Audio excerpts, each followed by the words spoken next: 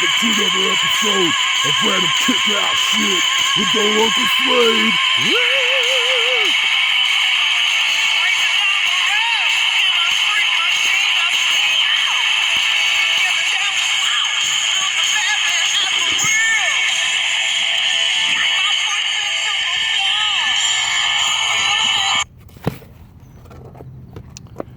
How you guys doing? This is another episode of Random Incoherent Ramblings with old Uncle Slade, otherwise known as Vital Social Issues and Stuff with Pastor effing Slade.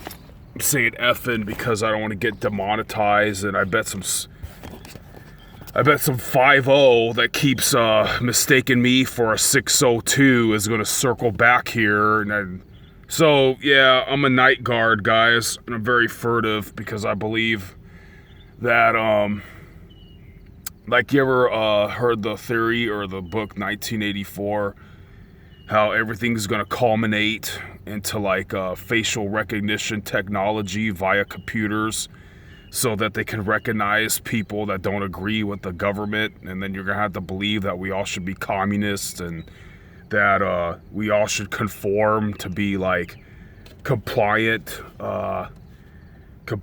effeminate, docile, banal, fluorinated, water ingesting, early dying, freaking pacifistic simps, instead of like, you know, being badass Americans rocking in the free world and kicking King George out of our country like 1776. I mean, if you don't know what the heck jargon I was talking about, wow, I don't know how to help you.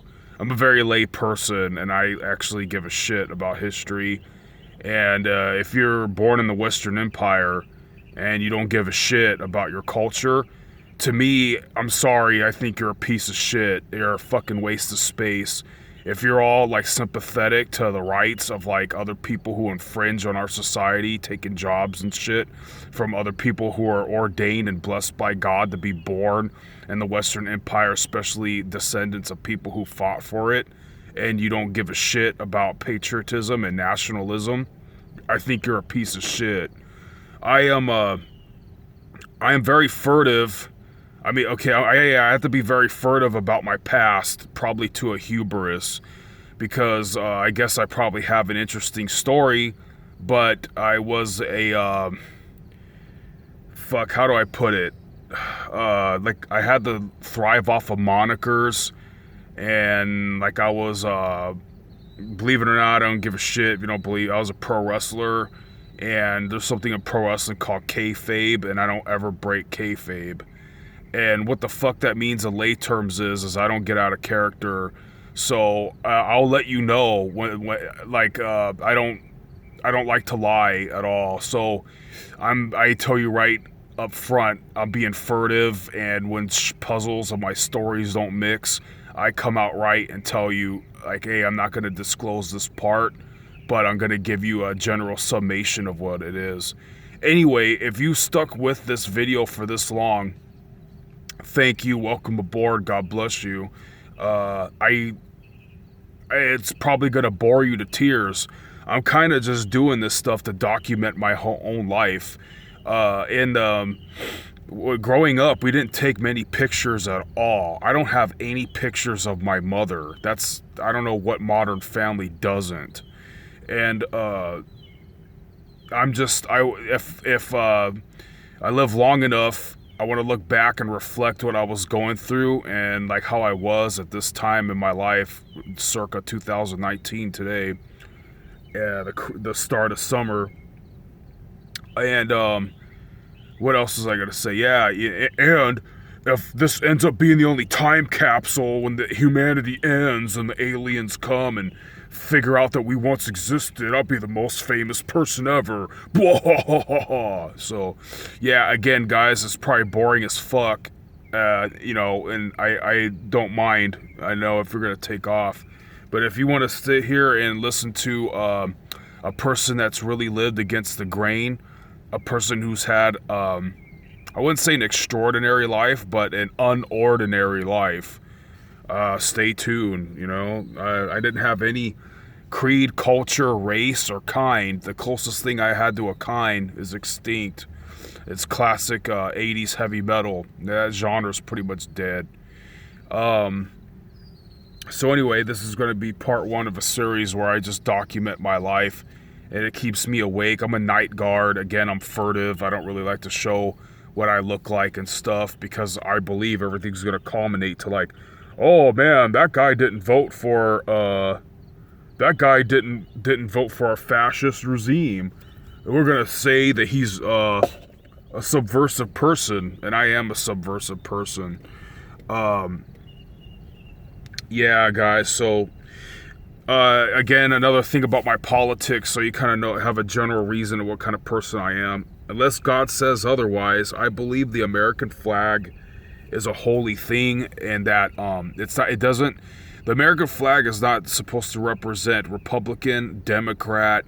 It's not supposed to represent like Trump's America, Obama's America, Clinton's America, Bush's America, Reagan's America, JFK's America. The American flag is supposed to represent, I believe, 4 or 5 things that you can be, say, believe, and do or pursue whatever you want without consequence or losing your freedom, as long as whatever you're practicing in your pursuit of individualism and your pursuit of happiness isn't physically harming another person. Like, no matter how offended people get, I think that free speech is the most important advent on earth next to the blood of Christ. If you're one that want to snuff out free speech, and obviously you're afraid to argue, obviously you feel like your plight's invalid, and if you wouldn't you want free speech to reign, so you know who your antagonist is?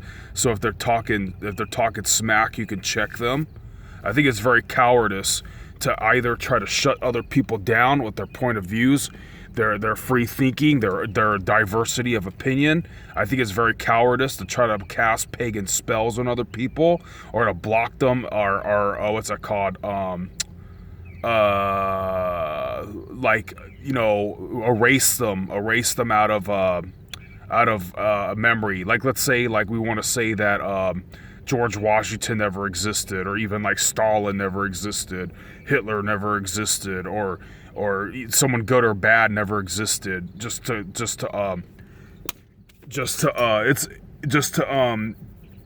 try to propagate your dumbass bullshit tyranny fascism. It's like the book 1984, guys.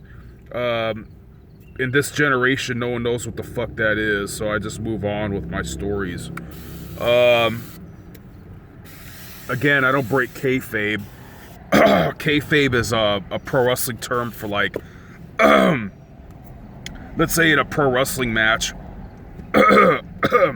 you supposedly injured my arm. Well, when I go to the grocery store, when I conduct my life outside the ring, I'm gonna be wearing, like a cast, an arm cast, a bandage, something of the like, right?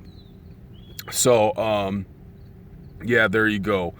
One thing about pro wrestling, the only thing that's fake about pro wrestling is the outcome, especially depending on what pro wrestler or what kind of style you're doing.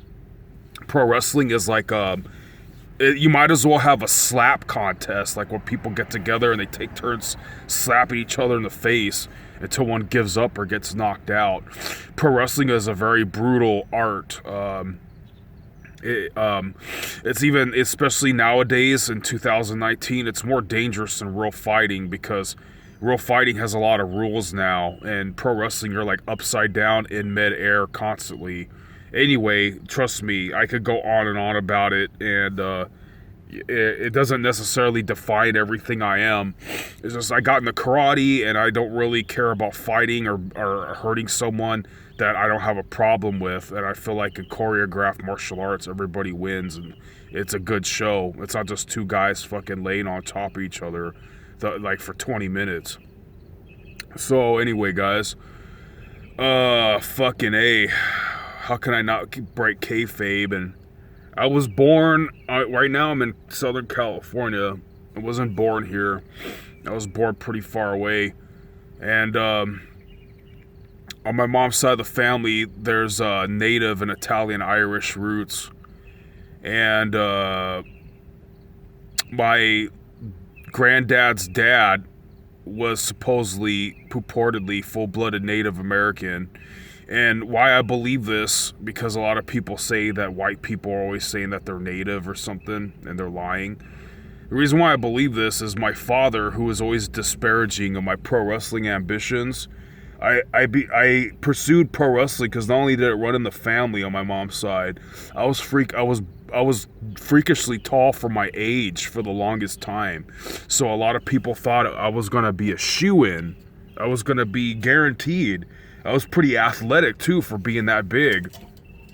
So you get the point, guys, right?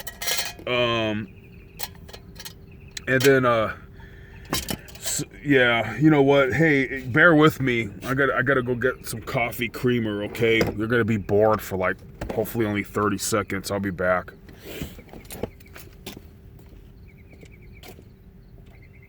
Keep on rocking in the free world, baby.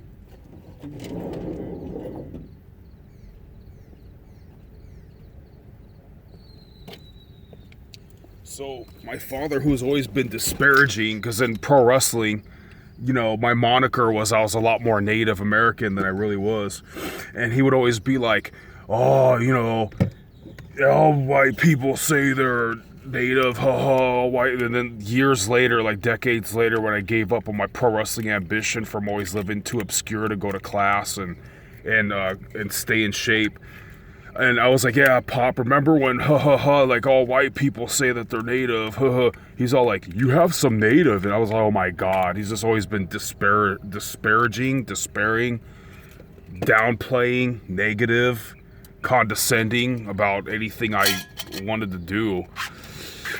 Which, yeah, I have a whole plight about that. Other kids that have experienced the same shit. I love my dad. It's just, gosh, man, you know, if I could afford to be a little smart nerd kid like he wanted for a boy, man, why not? Those people are successful. They become doctors. I was so big and ugly for my age.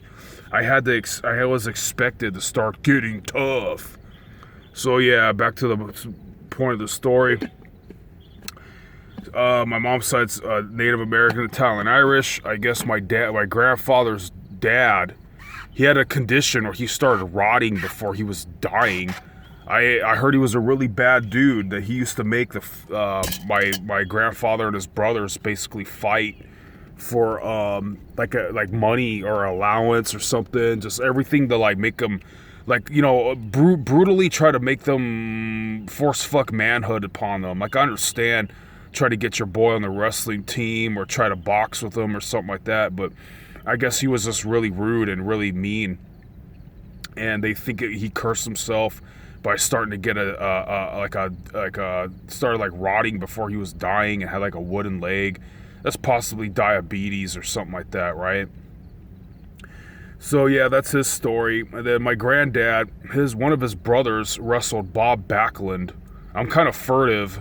So Bob Backlund was a big name, and I guess my granduncle wrestled him in the triple WWF under Vince McMahon Sr. in Madison Square Garden.